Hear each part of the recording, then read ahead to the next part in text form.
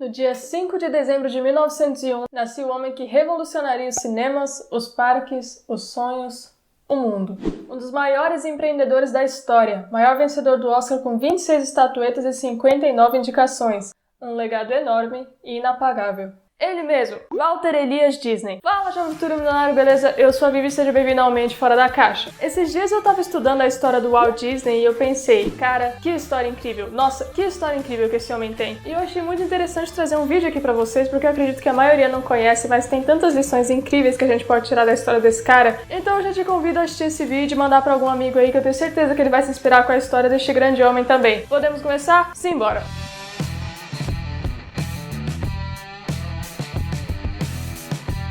Como eu disse, o Walt Disney nasceu no dia 5 de dezembro de 1901, numa família que passava por bastante dificuldades financeiras. Ele sempre amou arte, tanto que com 4 anos já desenhava por alguns trocados. Pois é, né? O Walt Disney com 4 anos já ganhava dinheiro e tô aí comendo terra. Ele arrumou o primeiro emprego da vida aos 10 anos de idade, só que ele dava o salário todo pro pai pra ajudar em casa. Não satisfeito com não ver um centavo do próprio dinheiro, ele arrumou mais trabalhos e com isso conseguiu uma rendinha ali mais ou menos. Aos 14 anos de idade ele já cursava arte no Instituto de Artes da cidade dele e em 1917, aos 16 anos, Walt Disney se mudou para Chicago, pois virou acionista de uma empresa de geleia. Lá ele novamente continuou se especializando em artes e voltou a fazer mais cursos. Os bons de história aí já sabem que em 1917 estava acontecendo uma pequena coisinha aí no mundo, né? Coisa básica, assim, chamada Primeira Guerra Mundial. E, obviamente, o Walt Disney, que sempre foi um grande patriota, quis contribuir, né, para os Estados Unidos na guerra. Então ele se alistou para o exército e foi recusado porque era menor de idade. Mas isso não o impediu. Ele se inscreveu na Cruz Vermelha e foi aprovado para ser motorista de ambulância, e assim acabou servindo na guerra durante 2 anos até voltar para Chicago com sua família. Neste tempo recém-maior de idade que ele passou em Chicago na família, ele trabalhava com o pai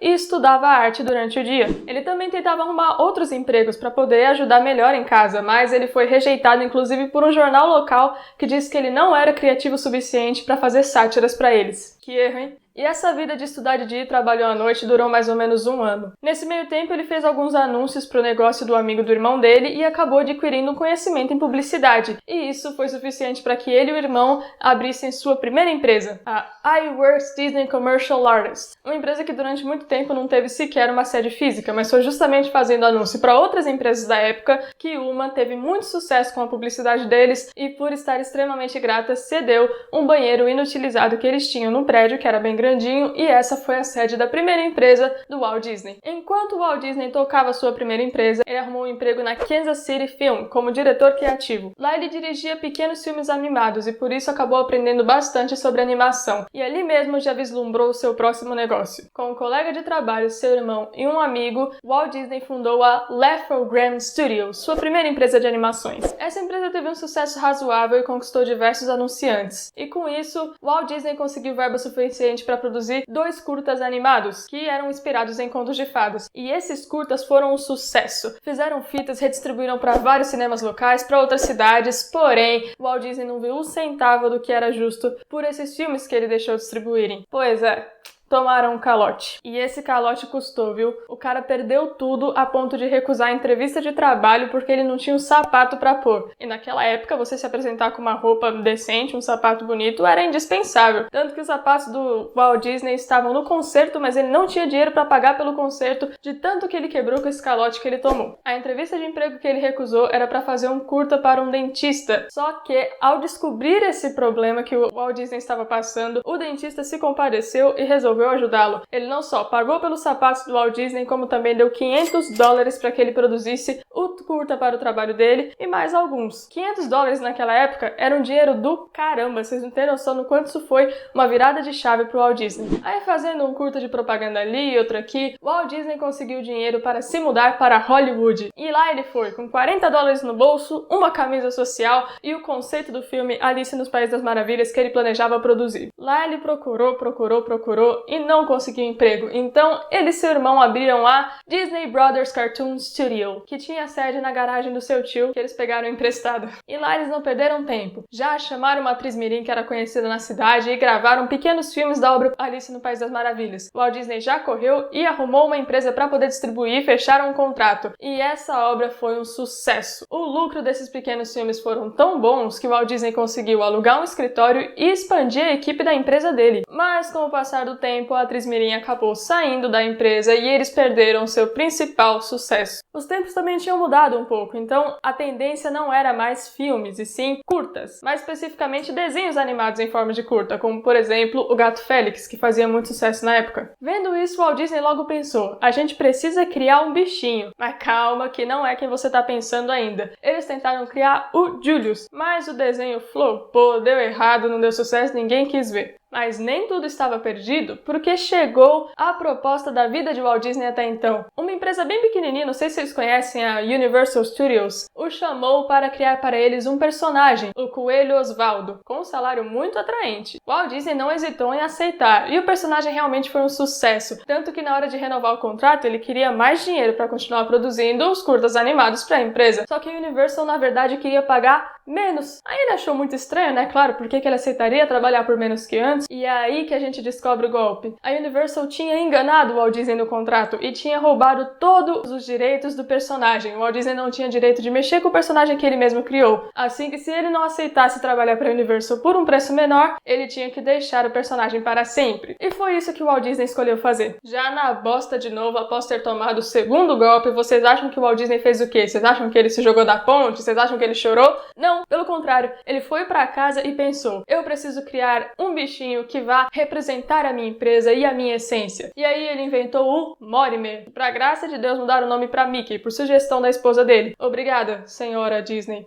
Muito obrigada. Mas nem tudo são flores, não é mesmo? Apesar de já ter criado o Mickey, as duas primeiras animações que ele lançou foram um fracasso. Só que o Walt Disney não era um cara que desiste fácil. Sabendo do potencial de sua criação, ele decidiu continuar apostando no Mickey, mas dessa vez adicionando algo, adicionando som. Até porque, né, gente, naquela época todas as animações eram em preto e branco e mudas. Mas o Walt Disney vinha aí para mudar isso. Ele apostou todas as suas fichas em um sistema de som super moderno que nem tinha nos cinemas locais ainda. E com isso ele fez Steamboat Willie, a primeira animação com som da história, que foi um sucesso.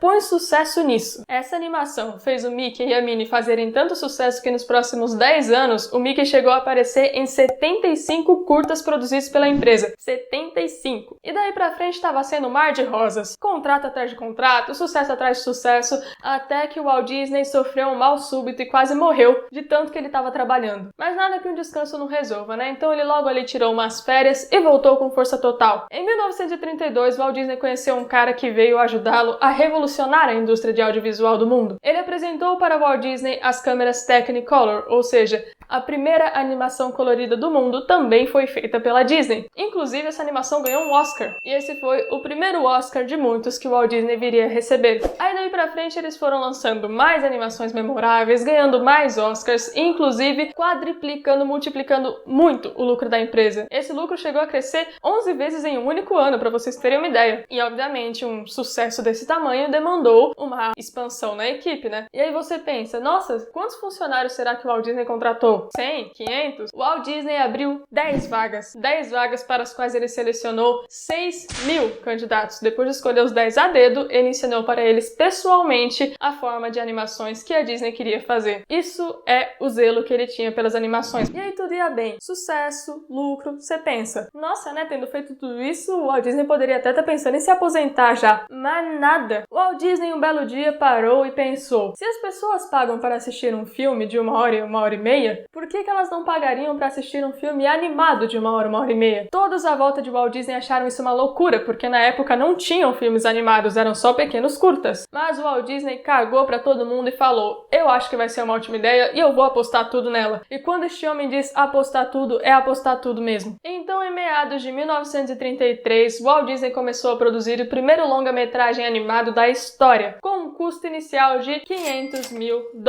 Aí você pensa, pra uma animação de agora não é tanto, mas na época isso era o dobro do custo anual do estúdio. Todo mundo disse que o Walt Disney tava louco, ele teve que pegar empréstimo, 3 anos produzindo, a obra ficou no custo de $1,5 milhão. Os especialistas estavam até apontando que aquela obra iria falir a empresa dele. Mas em 1937 veio aí Branca de Neve e os Sete Anões. E olha que acerto, viu? Dos $1,5 milhão que ele tinha gastado, a bilheteria de Branca de Neve rendeu 8 milhões de dólares. E se você pensa, ah, tá bom, ganhou um dinheirinho, mas não foi tanto. Atualmente, esses 8 milhões equivaleriam a 135 milhões de dólares. Era um gênio. E aí vocês já podem imaginar como foi, né? O cara ganhou dinheiro pra caramba, todo mundo tava dizendo que ele ia falir, ele foi a mais rico, aí lançou mais longa, lançou mais curta, lançou novos personagens pra turma do Mickey, fez que fez. Nessa época aí tivemos vários filmes memoráveis, como Bambi, Fantasia, Cinderela e vários outros Oscars também, claro. Walt Disney também marcou sua presença na Segunda Guerra Mundial, dessa vez lançando o curta Der Führer's. Gostaram do meu alemão, né? Esse é um documentário estrelado pelo Pato Donald, onde ele tem um pesadelo que estaria trabalhando na Alemanha nazista e ele é extremamente maltratado. Este documentário rendeu, claro, mais um Oscar pro senhor Walt Disney. Walt Disney? Como que eu falei o nome desse cara agora? Aí você pensa, agora tá bom, né? Tá tudo dando certo, o cara já tava muito milionário, já tinha revolucionado tudo, hora de aposentar? Claro que não! Lá em meados de 1950, o Walt Disney decidiu que ele queria pegar outra ideia já batida e reformular. E dessa vez ele começou a mirar nos parques de diversão. Em 1954, o Walt Disney começava a obra que pra muitos aí sim seria a falência dele. Com uma previsão de 5 milhões de custo para ficar pronta, o Walt Disney conseguiu um empréstimo com a emissora ABC para poder trazer esse sonho à realidade, né? No fim das contas, trazer esse parque à realidade acabou custando 17 milhões. Na época isso era dinheiro demais, mas estava lá. Em 1955, Walt Disney inaugurou o primeiro parque de diversões da Disney. Esse parque foi um sucesso. Todo mundo visitava, todo mundo queria conhecer, e nessa época, todas as TVs do mundo tinham um filme da Disney. Walt Disney, em vez de se conformar um pouquinho e descansar, pensou em fazer um complexo de parque, mas ele manteve essa ideia em segredo porque ele não queria que os terrenos aumentassem o preço, né? Afinal, se ele ia estar comprando um monte de terreno pelos Estados Unidos, todo mundo ia querer vender mais caro. Esperto. Dando um salto na história, em 1965 a Disney já tinha parque, já tinha hotéis, tinha vários filmes com Oscar, já tava quase entrando na era da Renascença, enfim, já tava um sucesso absoluto a um ponto que ninguém conseguiria imaginar, eu acredito que nem o próprio Walt Disney. Mas infelizmente, ele estava chegando próximo de sua morte. Em 1966, Walt Disney morreu com um câncer no pulmão, e seu irmão teve que continuar o último projeto que ele tinha começado, que era o projeto da Tomorrowland. Nessa, Walt Disney foi longe.